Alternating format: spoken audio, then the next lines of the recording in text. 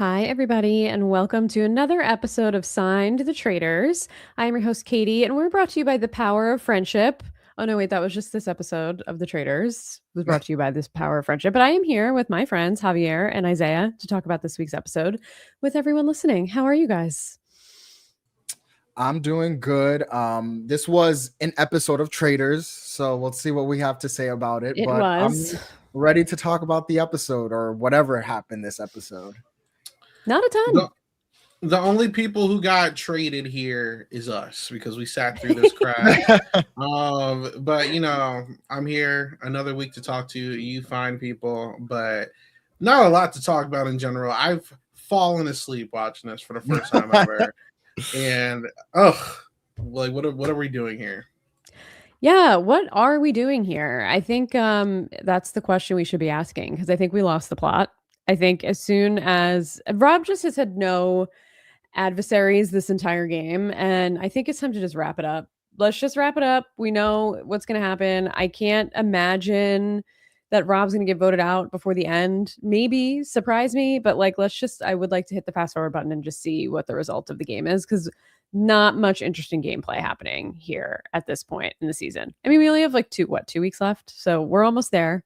But this was definitely the biggest slump of the season. This whole season's been a little bit of a slump of a season, and this is the slumpiest episode of this slump of a season so far.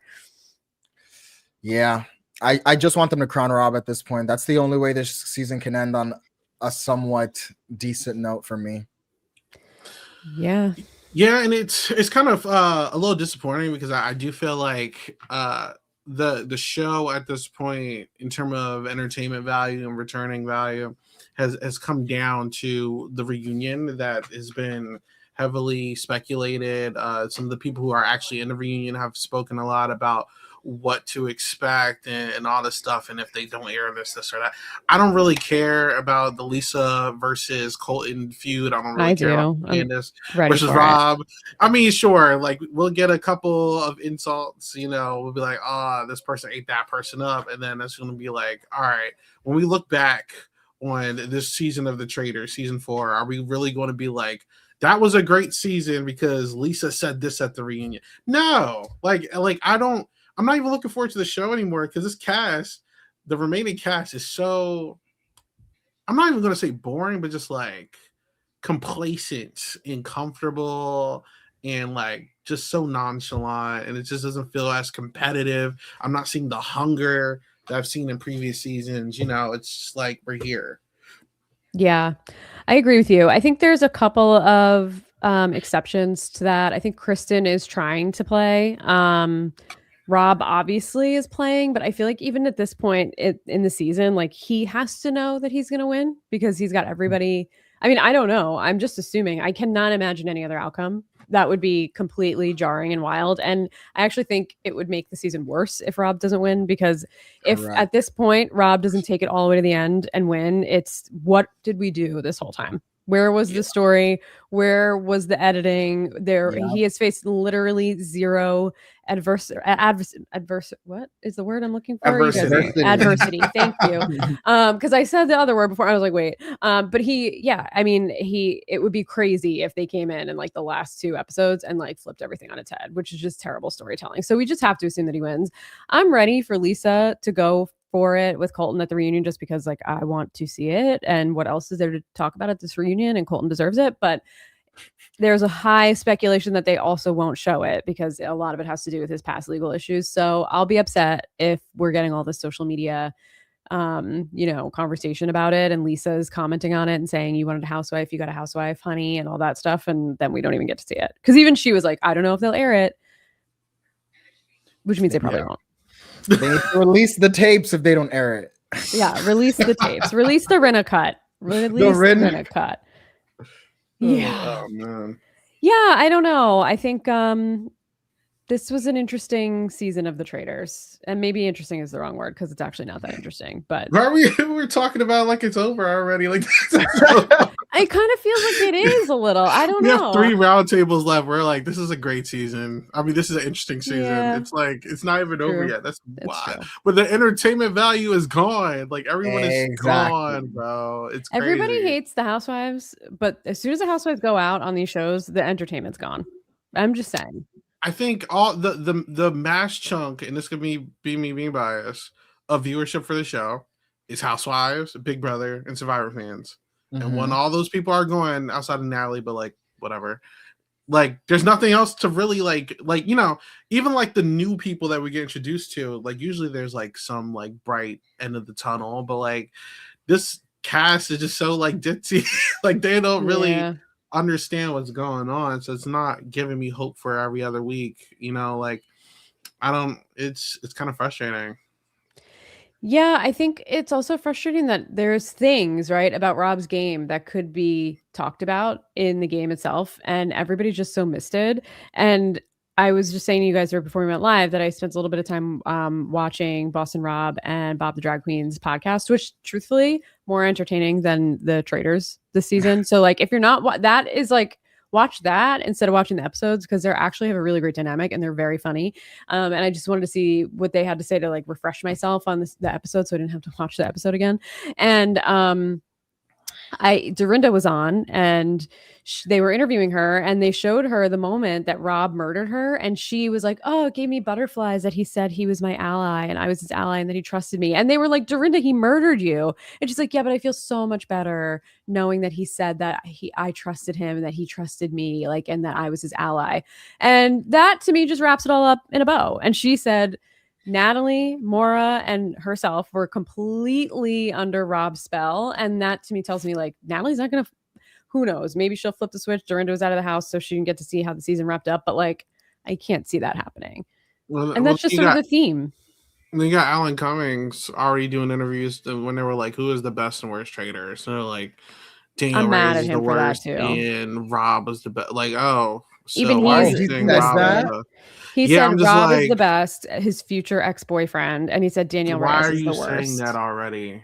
Like, what's going on? Like, I feel like he spoiled the season. Well, when even the host is thirsty for Rob, it's like, okay, I think it's time to like. I know people are upset when everybody takes away from Rob's game, but like there are things about Rob's game that should have been talked about that no one is talking about because they're all obsessed with him. Like everybody's googly-eyed for him, so nobody wants to question him about anything.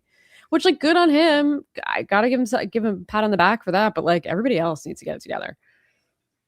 He got that pretty privilege. Got the pretty privilege. It's so true. It's so true. Well, we could talk about this episode. Are you guys surprised? Eric accepted. He's a traitor. He didn't have a choice. Eric. Just about to say that. Yeah. I low-key thought he was gonna decline it. Wouldn't have been surprised, would you? Does someone? I feel like usually, it's like take this or die. I forget which guy it was. Peter. Yeah, I like that a lot more. Where it was like you got the note, and it's like you're allowed to decline this. I think it's because that happened earlier in the season. Yeah. And, well, usually there was more than one traitor at that point too. So it's like I get it. Mm-hmm. But I think even when there's one traitor, I feel like they should do that because I feel like it's a lot more interesting. And then if that traitor gets caught, then obviously the producers just pick somebody. Like I think that's a lot more natural. But I think the aspect of someone turning down the option to become a traitor is a lot more interesting. I actually wonder if Rob himself would prefer to be a solo traitor at this point. Like I think it's just a little bit. Yeah, that's what I'm saying. Like it would have been a lot more interesting to see Rob try to play this out for the rest of the game solo, you know, and I would have loved to have been like, Eric, you idiot. Like, what are you doing? You know? So, right. Yeah. Yeah, no, I mean, I agree. I think if Eric had any other option, if it had a note, he probably would have turned it down because he didn't do great. Spoiler alert. I mean, was anybody surprised by that? Are we all shocked? Eric was not a traitor mastermind the second he walked into the turret. What I would have loved to see is Eric wake up and realize Rob backstabbed all the other traitors that were in the turret with him. They don't know about Donna, obviously, but I don't remember if they voted for Donna or not. Probably because I feel like everybody voted for Donna at that round table. But the evidence again is showing you, Eric, that you probably shouldn't trust this guy, and maybe you should take all of the other things that have been put out on the table about Rob and try and play a little bit of more of an offensive game instead of just waiting for him to screw you too. But Eric's definitely not doing that. I don't feel like Eric said like 5 words in this whole episode after he became a traitor. Like he stopped talking. I will say there was a DR of Eric saying right towards the beginning of the episode, him saying like, is Rob going to cut me like he did Candace and Lisa? Or he like alluded to that. So I thought that was going to make for an interesting episode, and shockingly, it did not, because like you said, Eric did nothing with that. It almost seems like that was filmed like after the season ended to like make it seem like Eric has some sense of what was going on. Because I was like, oh, you said that, and the rest of the episode, you're literally like, oh my God, who do we murder? Like, how do we do this, Rob? Like, this is so crazy. When I tell you, from the people that I've met over time that have been on these shows, they 110% bring you back to film confessionals after the show is done, right? And I'm so on to this show's like formula edit wise. It's starting to feel like Big Brother and Love Is Blind a little bit, where it's like I'm expecting things. They are having these confessionals to like bring some kind of like you know, I don't know, optimism. I think we had it earlier in the season where we were like, oh my God, did Colton take a shield? Who took a shield? I was like, there's no way in hell they took a shield, because they would have showed something else. Like, they're a little obvious now. So I don't fall for these tricks. And Eric himself, there's no way he even thought of this being a possibility at any point ever. I'm sorry. He does not have not even to be rude about Eric, but he does not have a strategic mindset. You know what I'm saying? This is production for sure. Yeah, I think after the magic years, he kind of lost any of his strategy. He tried for a minute, and then the magic years thing happened, and I feel like he just like faded into the background. I don't know. I think anything else to say about Eric accepting? I mean, like we said, there's not really like much he could have done in this moment, but he definitely should have tried to. I mean, I guess it's hard. Who knows what it's like? I mean, none of us have actually played, but like to go up in the turret and then try and you have to murder that same night and then to like give suggestions. I don't know that I would have suggestions, but I didn't love these choices for murder either. And I think murdering Dorinda was not the smartest choice, especially because Rob was like, she trusts me so much. Then it's like, then why would you murder her? He's not voting you out. I see both ways. I do think you overthought it a little bit, but Rob is in such a like locked spot where I don't think it really matters, because it's like, oh my God, Rob wouldn't kill Dorinda. Him and Dorinda were so locked in. I see both ways. I see both shades of thinking. I do think that he could have killed like Natalie, and that would have been even better. Natalie, but like I see like at this point with everyone that's left in the game, I don't think there's like a good or bad kill for Rob unless he slips up. I'm gonna be so honest, because nobody is onto this man's trail at all. Like, I wish I could sit here and be like, that was a horrible kill, but like everybody, including Dorinda, everyone has the Dorinda mindset. Like, I think Dorinda's just like a lot more obvious about it. Everyone else is thinking exactly like Dorinda, which is sad. Like, I can't even sit here and say it's a bad kill, because I can't say Steven wasn't thinking that way. Tara, Natalie, you start Kristen talking about, oh, that sweet boy. Like they're all thinking like Dorinda. So it's like, is it really a bad kill? I don't know. Like they're all thinking this way. You know what I'm saying? Yeah. I don't know. Yeah, I think it's so. Like, I really think Rob is playing such like a risky game sometimes. He killed Colton. He's killing Dorinda. Like, he's literally killing his number, like the people who are obsessed with him. And I guess you're right, Isaiah. Maybe everyone's obsessed with him. But like, I feel like I wish someone would be like, maybe it's a little suspicious that all the people next to Rob are dying now. Like, maybe Rob is trying to throw us off. Like, literally no one is saying Rob. And it's just so crazy to me how missed they are by him. And I feel like, I don't know, maybe he's put more legwork than we've seen behind the scenes, but like, why is everyone so missed by Rob besides the pretty privilege? I haven't seen him put in that much work into these relationships.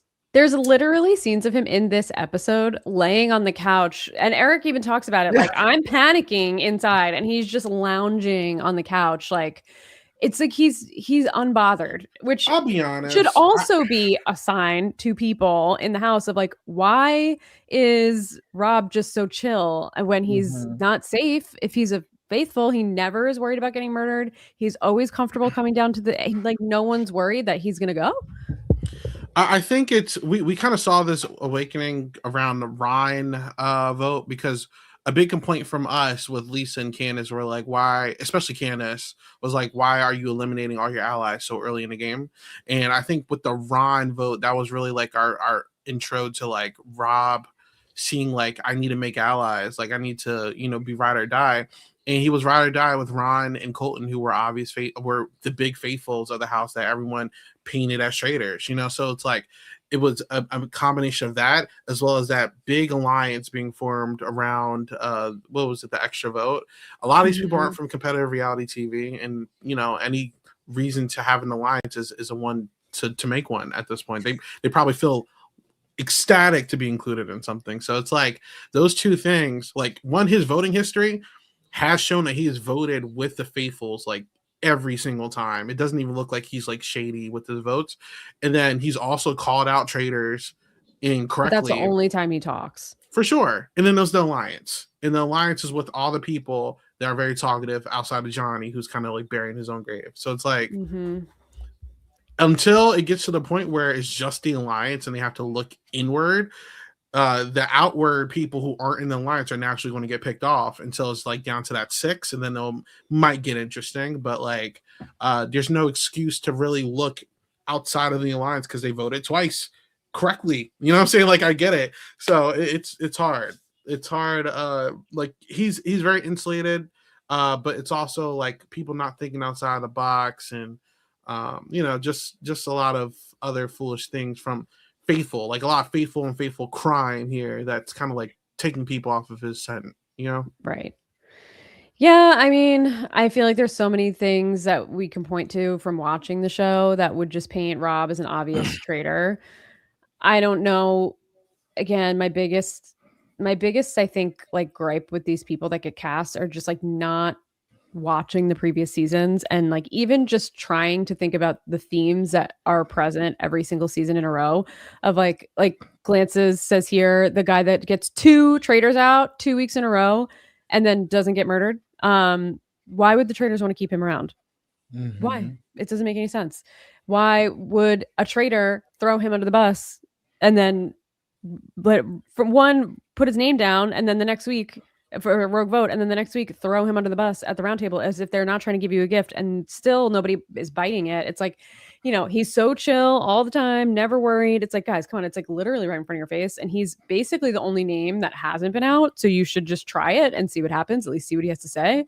But they're not going to do it. I mean, maybe next week we'll get a surprise, but at this point it's almost like I would be irritated, because then it's like, I don't want any of these people to win. At least he's playing the game and is doing a good job and deserves to win. I don't want to see any of these people win. I don't want to see another Dolores and Ivor win at the end of the season.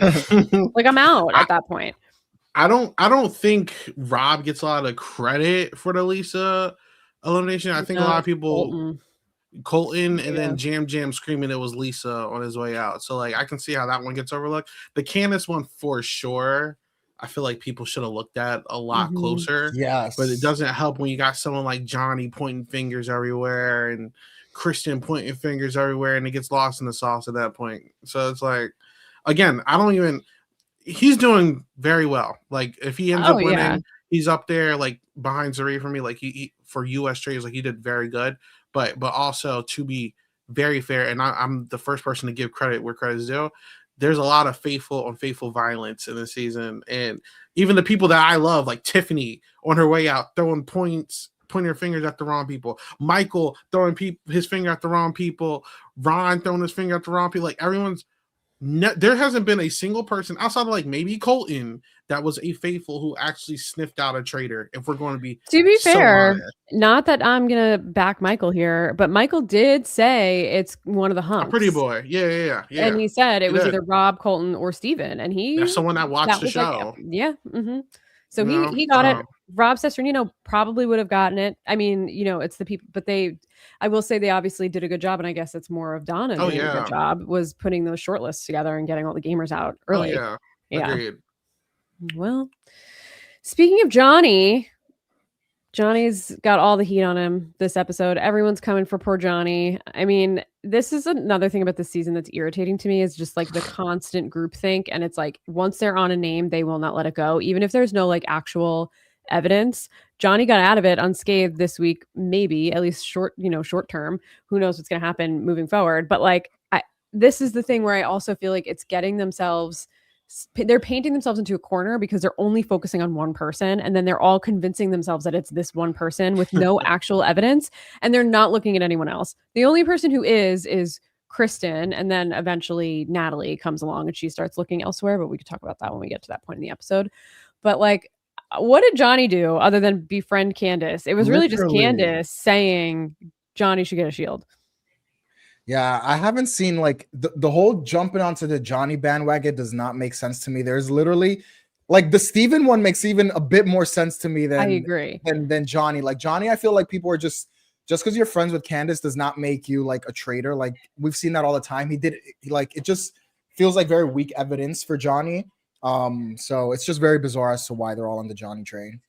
Yeah, and it's like out of his control that she said that. Like, he didn't do that. She did that. And like, yeah, of course she wanted her ally to be in there and tell her who had the shield. Of course. But that could have had nothing, and it had nothing to do with him. He didn't know that was going to happen. So it just feels very weak evidence-wise. But he was fighting for his life this whole episode. Yeah. Yeah. The other thing that happened after this the breakfast was very kind of a flop. I mean, everybody was surprised that Dorinda was murdered. I'm not. I'm surprised that they were surprised. Like, who were they expecting it to be if not her? Seemed a little weird, some of the reactions. But Eric was like, again, in meltdown mode, not saying a word, just eating, didn't want to talk to anybody. So I just think unless he like wakes up on a different side of the bed the next morning, I think he's going to have a rough go of it for the next however long he stays, which is probably not going to be very long. Rough. Yeah, Eric, I don't know what Eric's Eric is just he's literally not built for this. Like genuinely the most unbuilt trader we've seen so far. I think Isaiah, you need to hit a new tweet. Worst trader ever is gonna be Eric, actually. It's gotta be, right? I don't blame you. I mean, I give a little slack for people who get recruited into things, but that's like true. I kind of gave the same thing for Kate and Brittany because they didn't do. Kate was a hot ass. Kate was really bad, but she was really recruited. Bad. It's really hard to be like a faithful and have this mindset the whole game, but then you have to like turn to like a completely different team. If they're, it's a little tough. So I give some leeway, but Eric is but Kate terrible. at the fire when she voted to end the game, and everybody. I mean, come on, that was so bad, so horrible. Bad. Yeah, that was really bad. But Eric is equally bad. I agree with that. Yeah, that's pretty rough. After breakfast, it's very obvious about that Johnny is going to be the one. So Tara is trying to spread Steven a little bit. She talks to Kristen, and Kristen is basically like, I actually think it's you. Like, to her face. What do you guys think about this move? Do you think that was the right move for Kristen to just be telling people straight up to their face that they're a traitor? Because it's not the first. It's not the last time it happens this episode. If you're doing it in front of people, it's like, all right, if I get killed, you know who it is. But it's like, listen, I say what you want about Kristen. She's trying. She's trying. You know what I'm saying? She's trying stuff. Other people are just sitting around twiddling their thumbs and trying to be a part of the cool kids club. Kristen is doing Kristen, and I respect it. And she's shockingly still here. So that should be someone who should get killed, but she's not. So 1000%. I'm going to cut her some slack here. Yeah, I agree. At least like Kristen is trying. It definitely is a crazy way to play this game. Like because at one point you will be right, and that person can potentially come for you, But I guess like Isaiah said, if you're doing it in front of people like she did like later on in the episode, then it makes you look sus if you kill her. So, right now Kristen is the only one outside of Rob who's like trying to do something. Yeah. Last week I was like on the Johnny train a bit. I thought Johnny might be able to do something, but this episode he really just crashed and burned. Crash and absolutely burn. Yeah. but we'll get to that later on. I don't even know what to say about this whole Johnny Tara situation, but I guess we'll talk about it when we get there. Johnny and Tara are just like destroyed over the fact that Johnny is probably going to leave tonight. And it does seem like Johnny is coming to terms with like, okay, they're on me. And based on how it's gone for every other person who they've been on, it's not going to get off me. The only person who got out of it somewhat successfully was Natalie. And she did have probably, I mean, she was faithful, so it would have been wrong, but she was acting the weirdest out of anybody that had any like suspicion on them because of the way she acted at that banquet, all the stuff about the shields, which they never talked about. So like I wouldn't have been angry at them for voting out Natalie because she was acting like a weirdo, but somehow she's the only one that got the suspicion off her. I don't know how she did it, but anyway, yeah. So going into the mission, this is an interesting mission. They all are in Jack in the Box boxes. They have to like sit in these huge boxes, and then the traitors have to answer questions about everyone else. And I always kind of like this challenge a little bit. They always have like a challenge like this where the traitors have to answer questions and like put, names out. I feel like it gives interesting clues occasionally. Definitely not this time, but sometimes it gives us some interesting information to work with. And the twist this episode or for this mission is that the traitors have to get out of the box in front of everyone, basically, even though everyone else is still in the box, and answer the questions like live in front of everyone. What did you guys think about this challenge? Do you like the concept? Yeah, I agree. I think this is definitely one of the more interesting challenges. I really liked it when they did it on Traitors Canada with the Netta season. I thought it was really interesting, and it led to some like interesting conversations. My thought while watching this was like, do you guys really think like everyone was in the boxes as they were leaving? Like, how does this work? They have to be soundproof. Apparently, like, that's something that's going around on the internet that people are saying like that probably didn't really happen. I don't know. Exactly. I didn't think about it that way, but now that I am thinking about it, it probably is true. I also think they did so many fake sound effects and like fake reactions in this episode that I was like, it's so blatantly obvious that they're putting in like creaking sounds. Exactly. This is annoying. Like it's so heavily edited. Yeah. What do you think, Isaiah? Did they do this in real time? No. Yeah, like a lot of this. I'm going to keep preaching to the choir. The show is heavily produced, and they didn't. Yeah, would have been more. A lot of the times where they during the challenges and they're like, only a couple seconds left. Yeah, and they always go. Every challenge is like that. Yeah, they dissolve the theory of time and space and everything. 30 seconds is like 10 minutes in some of these challenges. Yeah. Every challenge in every season always comes down to the last. They're literally running 2 miles in 60 seconds. It doesn't make any sense. So yeah, makes no sense. The strategy here was interesting, though, that Rob and Eric put Tara forward. For the first question, I don't remember exactly what the questions are. Like, who's the most manipulated by the traitors? Who do you think is least likely, or who do you think least deserves the win? And all these shady questions. And the first answer they gave was Tara, and then I think that was maybe who's the most manipulated by the traitors. I don't remember, but then they decided to just answer every question as Tara, and I don't hate this, but I also think it's strange because. Why, if Johnny is the one that they're trying to get banished, Johnny would literally never do that to Tara. So if you're trying to pin it on Johnny, you should have picked like Natalie or something.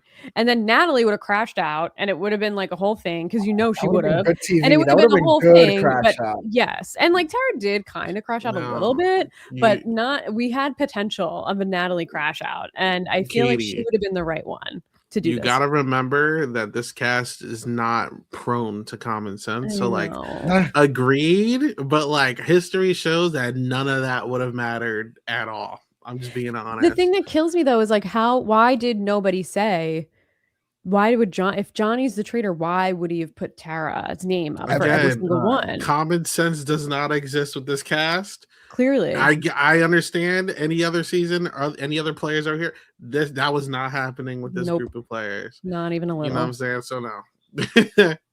I understand your train of thinking though, but no, that's not happening with these people. We just have to suspend all disbelief, I guess, with these people, unfortunately, because I'm yelling about it. I'm watching it and I'm like, hello, he would never do this. And they're like, oh, 100% Johnny, bro. Do you see them walking in hand? Oh my God, do you see them? Who's doing that? It's like, guys, you guys all need to take a fucking deep breath. Like, what is going on here? But anyway, so in the mission, there's like two things at the end where they don't answer her, Tara and Johnny. Tara doesn't answer for herself.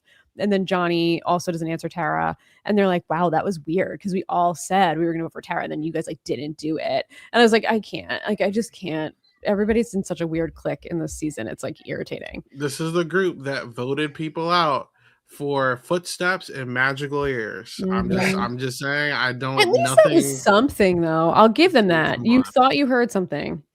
You thought you heard a laugh. You did hear a laugh. You thought it was Tiffany. It wasn't. But then we just gave up.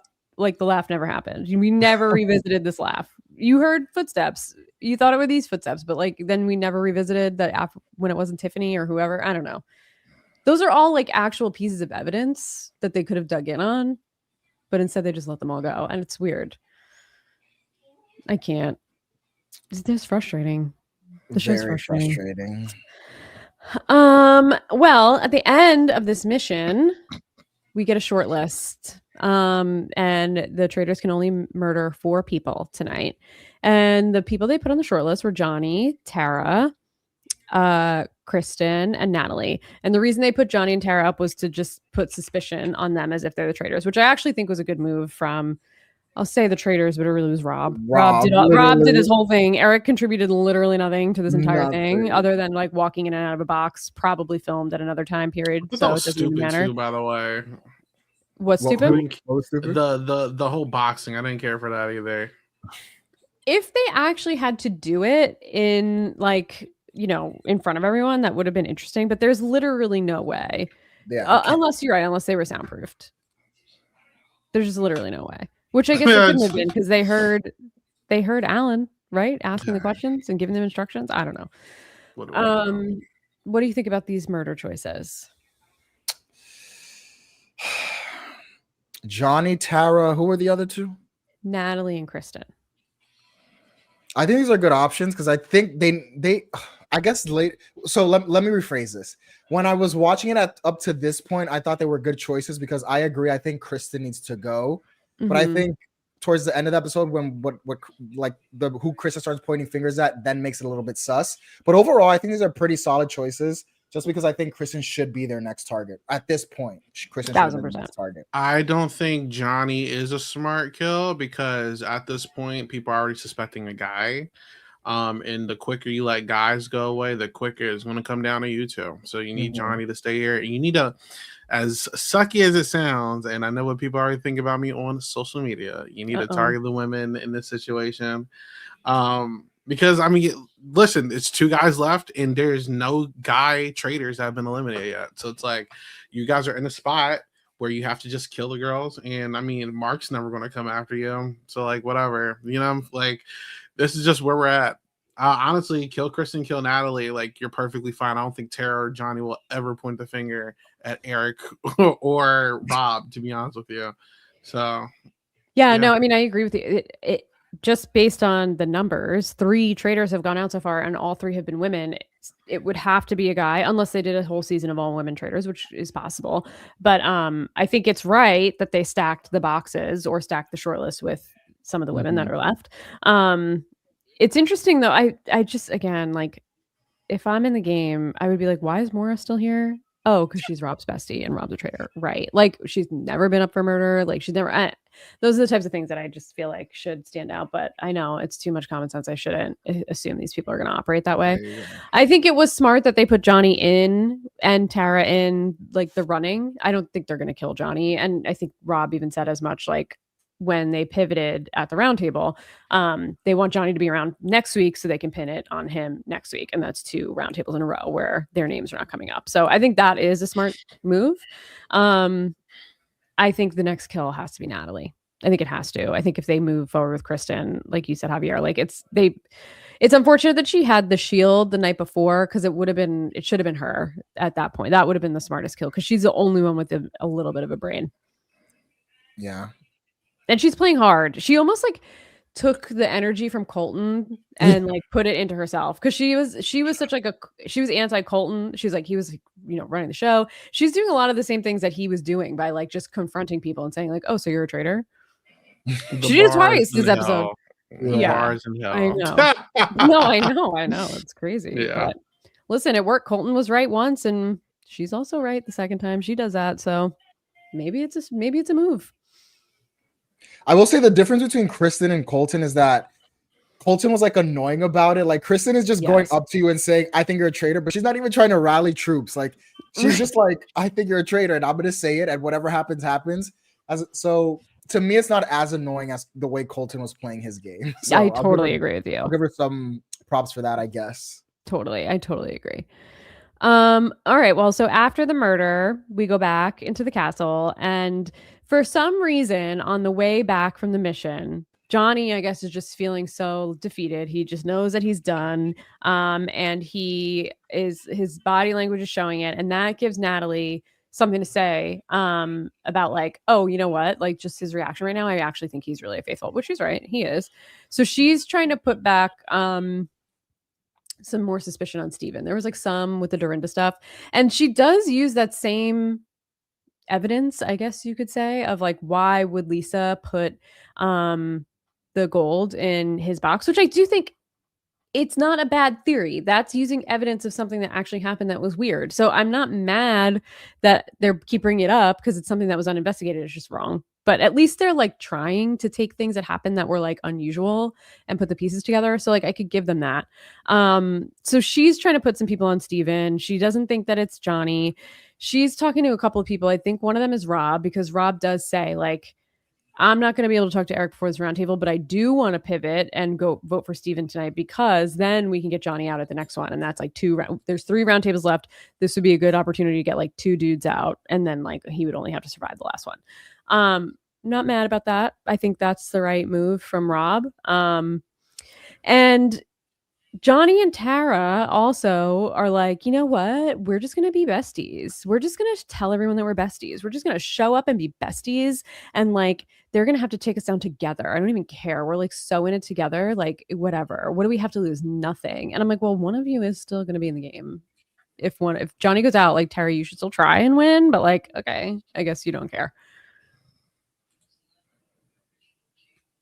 I mean, okay.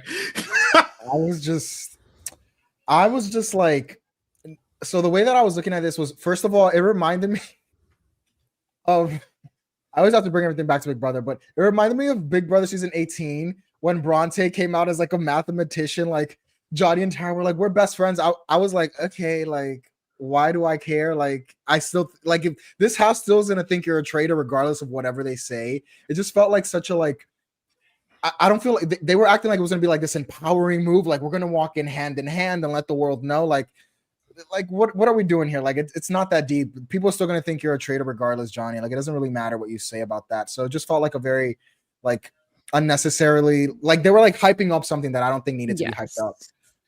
And honestly, my other thought process was that even if you're not a traitor, even if you're both faithful, like, being such a strong duel also makes you a target, because at the end you two will vote together whichever way it 100%. Is. So I'm going to target you regardless of whether I think you're a traitor or not, because I know at the end you're not going to help me win this money, because you're going to help your number 2 win the money. So just bad all around. Yeah, it's tough though, because look at CT and Trishelle. Yeah, that's true. Trishelle, you know, they let them. Yeah, but that's another reason why they should want to break them up if they watch the show, because you don't want to be the MJ. Yeah, and they're with them. Nobody wants to be the MJ. Like, that sucks. I don't know. I mean, I guess they were just going for it because Tara's like, I'm gonna lose anyway. It doesn't matter, and like my friend's going out, so whatever. But it does feel like they're bringing definitely an unnecessary target to themselves, and then also like you've been lying to everybody this whole time. Yeah. And now you're just gonna be like, oh yeah, we were lying to you. I'm not a traitor, but we were lying this whole time. But you should believe me now. I don't know. It worked though. It worked. The bar is in hell. I'm gonna keep saying that, but here we are. Tara literally at the round table was like, I promise Johnny's not a faithful. And Maura was like, how can you promise that? I can't do her accent. I can only say tink. I tried, it didn't work. But you know, she was a fair question, Maura. How can you promise that? You don't know shit. You might be. And I actually think it's a little bit of a missed opportunity. They should have cast Johnny as a traitor and seen if he would have turned on his real life best friend. Like, hello, that's interesting television. Agreed. Why did we not do that? Common sense. Hey, common sense. Yeah. I sound like a broken record, but I'm gonna just keep saying it. Common sense. Well, that's common sense on like producers. That could have been very interesting, but oh well. I don't know. This roundtable was a little bit like whatever. The heat started going on Steven. He didn't do a great job. Natalie put it on him, and then he was like, "Okay, well then you're a traitor." And she was like, "Well, if you." The thing you should probably just the only thing that's suspicious about me is like because I called you out, and so that makes me a traitor. Like that's weird.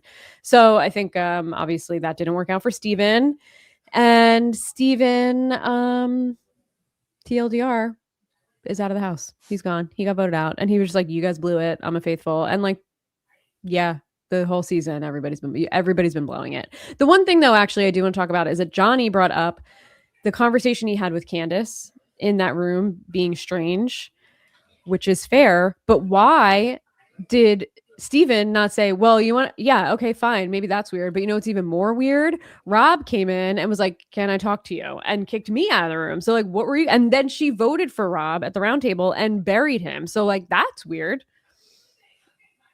You see, I Katie, know common sense. I know, but like, come on, you guys! I'm right not in front of you. It's right in front of you. I feel like I'm not going to say anymore, but it's just like don't hurt your mind trying to process why they are not doing it because the answer is always going to be common sense does not exist. Well, it's obviously that's true, but these are the types of things I feel like the people who are watching this who are obsessed with Rob as the best trader ever need to put all of these things together because Rob left so many breadcrumbs for people that they're just not picking up and they're not following the trail directly to him, but there are things to follow. So like Rob's is not playing a flawless game. I just want to say that he got very lucky with this cast, as did Suri for some of those people, but Suri really played a flawless game. I don't love the comparisons. I know I said it last week and probably the week before, but I know, and Suri also gave Rob his props, which he is playing a very good game, but he's not playing a Suri Fields trader game. I mean, yeah, I think you made a great point, Katie. I feel like, yeah, it would be nice to see that kind of thought process in this house. It would just, even if like it went nowhere, like at least someone throw something out into the air. Like it just makes for like something to talk about, like something to be more interested in moving forward. And we're just not seeing that. So it almost makes it more frustrating to watch because we're seeing these things that people could be picking up on and they're just not doing it. And then it's just like, oh my God, Rob is the most incredible trader of all time. It's like, actually, like he did a bunch of things that should have caused suspicion and they didn't, which is a little frustrating, but whatever. What can you do? Steven's gone now. Candace is gone. So no one's ever even going to know that conversation happened. So that's out of the window. My other big frustration with this episode is Johnny, the prior, like the reason why, like I think an episode or two ago I was like maybe Johnny can do something. Candace told Johnny like a few episodes ago that like, oh, we should look at Rob. And like, I don't know, I guess maybe Johnny's too caught up on the fact that him and Tara are being targeted and he forgot that conversation. But man, Johnny can at least throw his name out again and be like, hey, that was a little sus. Like Candace told me this. The next week they're at each other's neck. Like I feel like Johnny, this is what I wanted from Johnny. And that's why like I was hopeful at the end of the last episode that Johnny would do this. But you know, I don't know if it's just because of the Tara situation, but I feel like Johnny had some ammo there that he could have used. Oh, totally. He totally did. And who knows? I think he probably was just focused on keeping himself safe or just either gave up or trying to figure like whatever, let's just throw it to the wind. If it's a big if because we know these people are not smart, but if Johnny was smart, he should link up with Kristen and start putting that in Kristen's ear because she will go for it probably more than anyone else because she's like still actually kind of trying. The rest are just a total lost cause, but like maybe her or Mark would.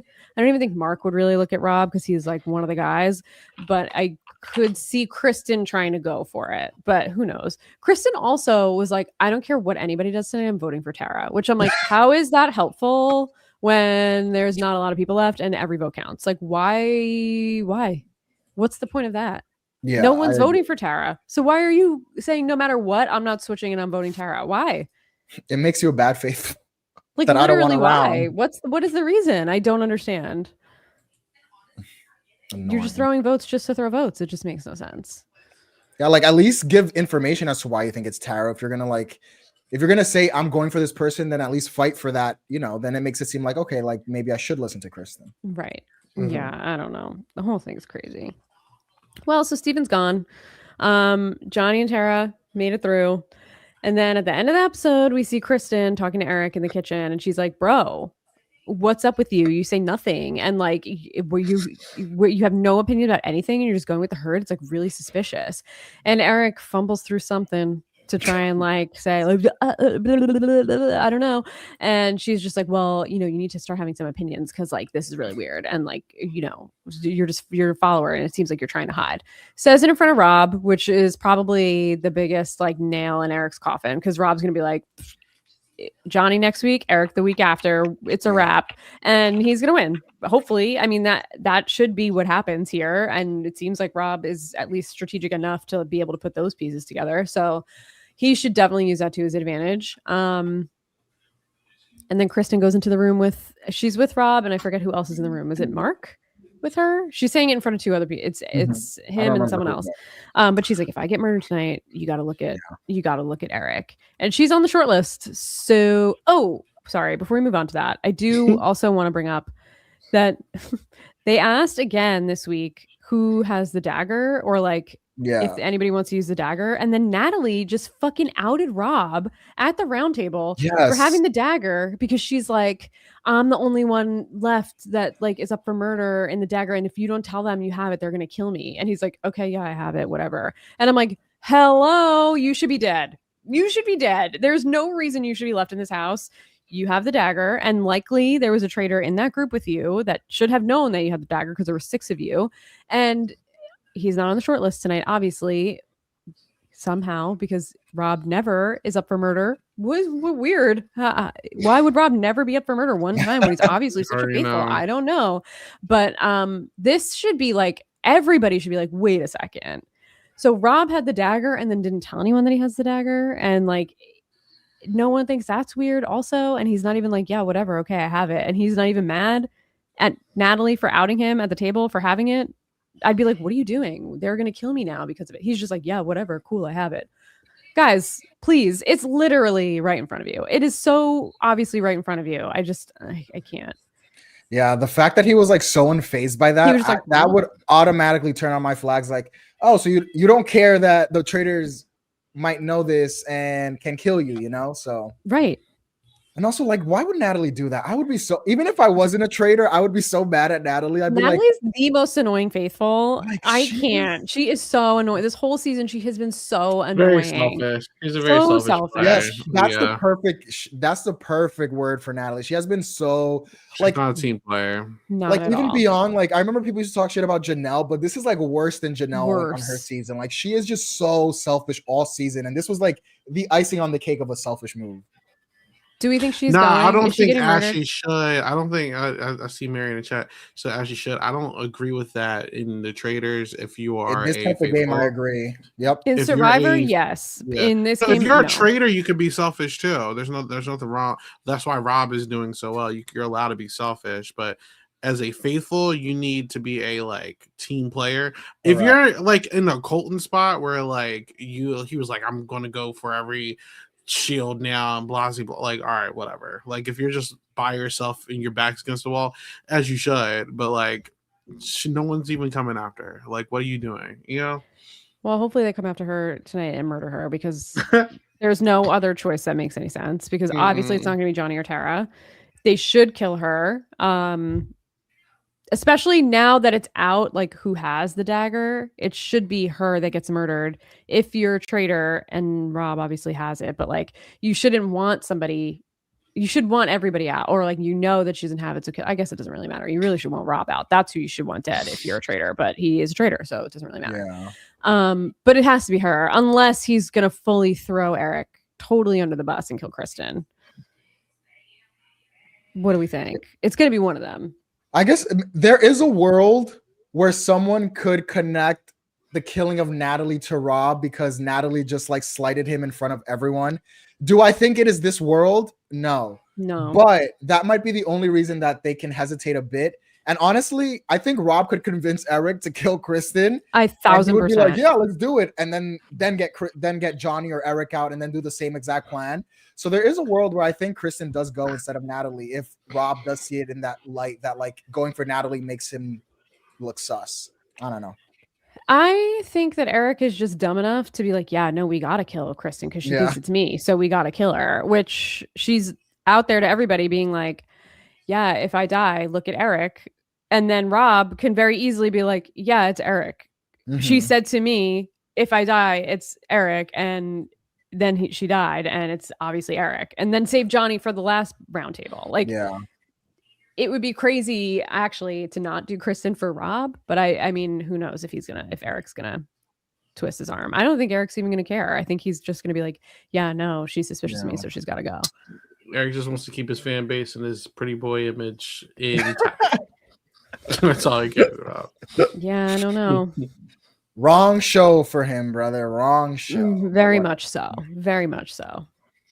You know, not everybody's built for this. Who knows?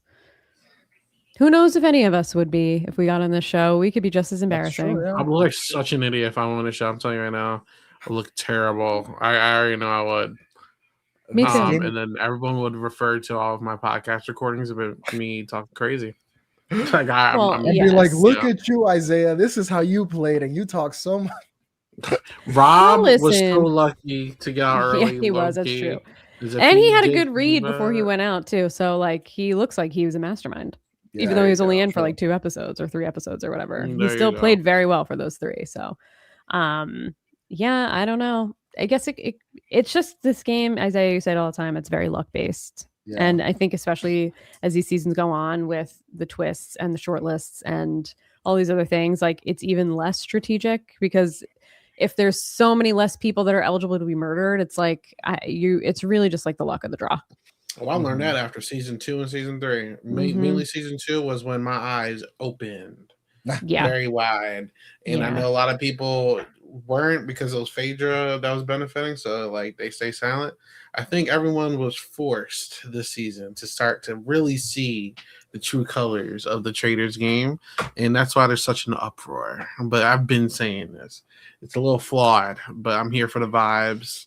And there's nothing else on TV around this time of the year. So I think it's very interesting that it's so heavy on the celebrity seasons of the Traitors, because the civilian seasons, like the UA, I didn't watch the most recent UK season, but like they're not like this. They don't like maybe it's just that people, like real people, need the money more and they're trying harder or something, and they're just not going to fall into these like weird cliques. But like, or just assume like housewives have to be besties with each other and stuff, and like not I don't know, maybe it's just too much like reputation outside of the castle. But it's weird because like those seasons aren't like this, and the people are playing much harder and like actually playing a game, where the US you just never see it. I'm ready for civilians. I think they're afraid. Maybe they were, I don't think they are anymore, obviously, but they were afraid to try to run this show with just civilians because of one, how the first group hadn't handled it. And you saw the outroar of Quicken and Annie and all that. But 2, I don't think a lot of people with a lot of modern day reality TV shows are trying to get off of the back burner, or like really like they're not really good. Like not good, but like people don't really give these shows a chance unless you flood them with like familiar faces for the first couple of seasons. I think there's a show on CBS Now or Fox, I forget which one. The survivalist show, and they have Sandra. Extracted or whatever. Yeah, Extracted. Yeah. Extracted is not a bad show, but they have Sandra and her daughter on there. Or like there was another show on some other channel that had Xavier Prather and all these people. Like, you know, that's even that one show that flopped, they had Josh Martinez on it, and it was like for an episode. But a lot of these shows are too afraid to like really try with newbie cast. They need like, oh, this person was on Housewives, Survivor, Big Brother, and then, you know, give it a couple seasons, and if it gets its own legs, now you're able to do newbie seasons. And it's kind of unfortunate, but like here we are, man. Like, you know, Hollywood's too afraid of new shows anymore, you know, viewers too. Yeah, well, hopefully we'll see some crazy ass civilians that really want to play this game. Yeah. But I get scared. You never know who they're going to cast. Some of these people. I mean, if it's the same casting team, they did cast Colton and Michael Rappaport for the same season. So I don't know how much hope we should have with that crew. Yeah. So, you know, Yeah. Mary, not too much on House of Fear Factor. We have Lance. I love Wow. Isaiah was just talking. So Mary in the chat said then you have First of all, Mary, huge flop with all gonna newbies. get And pressed. listen, silent podcaster icon King Lance is on that show on season 1. But all bias aside, I understand because the first few episodes were slow, but now it's getting good. So if you look at my podcast recordings, I said the same thing. I was like, it's a little slow. Now I'm like, all right, I'm ready for the war. So like, give it a chance. You know what I'm saying? But I mean, there's a lot of good shows. At least. Yeah. There's a lot of shows that I like and I don't like that, the Beast Games is the new thing. That's the new hot thing right now, And even that has previous survivors on it. Who's watching that? You would be surprised. A lot of people are watching Beast Games. I'm not one of them, but I did watch half of the first season. I mean, I see it, but like a lot of people are watching that. You would be shocked. I beg everyone to just get that is a very little big bit of show. taste. Just get you don't get a Jeff Probe Survivor collab for not having any kind of impact. That's all I'm gonna say. I didn't even know they did that. So good for them. Good for You're them. not ready for the Billie Eilish Boomerang Idol, Katie? The what? Oh, I can't. Oh, that's in season. That's in Survivor 50. Is you're not ready for that or the Mr. Beast twist? Oh my god, right? Mr. Beast is. Oh my god. Yeah, totally you guys not ready for all that? You guys not ready for Survivor 50 celebrity twist? I forgot about that. There's a celebrity twist on Survivor. There's a bunch of them. Yeah. Yeah, there's a Billie Eilish. What is it? A Billie Eilish idol. Billie and Eilish Mr. Beast is in the idol. Whatever that means. And then Mr. there's Beast is involved in the auction. Yeah. Do we need to wrap Survivor up? Yes, we do. I think we needed to.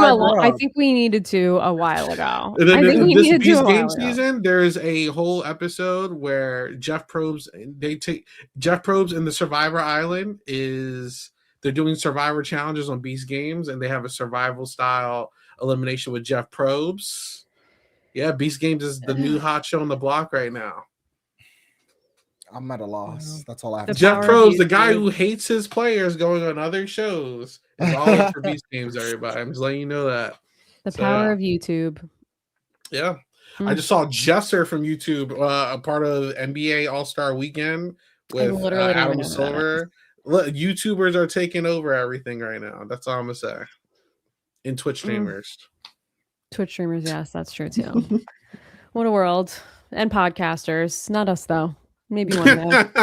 Maybe one day. Lance and Mark. That's so true. That's so true. Come on now.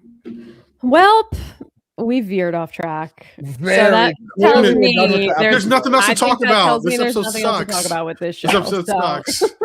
Not that I don't love just chatting, but this episode else, sucks. Yeah, this episode was a That's all you gotta say. It was. I fell asleep. I'm gonna be so honest. A literal snooze. I gotta go back. I literally fell asleep. It was bad. Let's just say we're racing to the finale. Clearly, with these type of episodes like just release them all next week. Just be done. There's no. I'm shocked suspense. that we sat here for an drop hour. all of them. Just drop all the episodes, and we'll be done. Yeah, I know. Come on. Yeah. Well, with that, any last thoughts? Any final words before we sign off on this Sunday evening? This show sucks. All right. Well, you said it. Anything, Javier, from you that we didn't touch on? First of all, my draft is dead, by the way, now. Oh, officially. Tragic. But I'm not mad at it because Steven and Colton were just my last two standing. So it is what it is. Yeah. But honestly, Rob for the win. I hope that Mora loses and is very mad when Rob wins. Like, I want Mora to have a moment like MJ. I want Mora to have an MJ moment when Rob wins. And that will make this a good season to me because Mora has been really irking me. She's my new op. Mora's my new op. I'm with you. She's annoying as hell. Yeah, she's so annoying. I feel like she swears like she knows what she's doing, and she's just there kissing Rob's ass. Like, oh. Yeah, like, ma'am, what are you bringing other than like some fashion sometimes? Literally nothing. Some fashion and wigs, and that's it. Like, that's the only reason you're on the show. Yeah, no, I'm with you. You know what? I'm anti her too. When I was Yeah, watching, I was like, she's getting on my damn nerves. When she's Natalie's literally gone, especially, she's gonna be my number one most hated on the yeah. show. She's my op right now. It was Okay, Eric, but now fair. Eric's a traitor, so fine. So now my new Yeah. op is Is Mora. Mora. I like it. I subscribe to that. I need a new op too, because Colton was my number one and he's gone. So and it's Natalie now, but as soon as Natalie's gone, I've and you been a know, it Johnny pains hater me. for quite some time. So Really, Johnny? Okay, fair. yeah. All right. Well, all of our ops are still in it. So we'll see whose op comes out on top. Not mine, because I think Natalie's gonna get murdered. So all right, guys. Well, Javier, where can everybody find you? What are you up to these Everyone, days? you can find me at _the_starboy on Twitter. That's really the only place I'll be tweeting here and there. Otherwise, I'll be here riding it to the end of the season, and we'll see what happens. Listen, it's till the wheels fall off, and like they're getting a little rickety right now. Those wheels. So, for real. you know, how about you, Isaiah? What are you up to? Where are you these days? Are you stirring up any drama on the internet? No, I'm perfectly fine. You know, find me at 8 Ball Bangers on everything, and I'm covering Fear Factor, House of Fear every Monday. So I should be live tomorrow with Ganjo and Cheyenne to talk about the episode. Love it. You can find me at realsimkatie.bluesky.social, and you can find me here talking about the Traitors until the end of the season, and then who knows? There's some other TV coming up. Who knows? What else I might be yapping about somewhere. I have no plans, but we'll figure it out. I'm sure you'll see me maybe before Big Brother. We'll see. But yeah, we're winding down here. So that's it. That's it for us tonight too. We have a couple more episodes of this, and we'll see who the winner is soon. Fingers crossed it's Rob. Thank you guys for being here with us. And we will see you next week. Bye, everybody. Bye, everyone.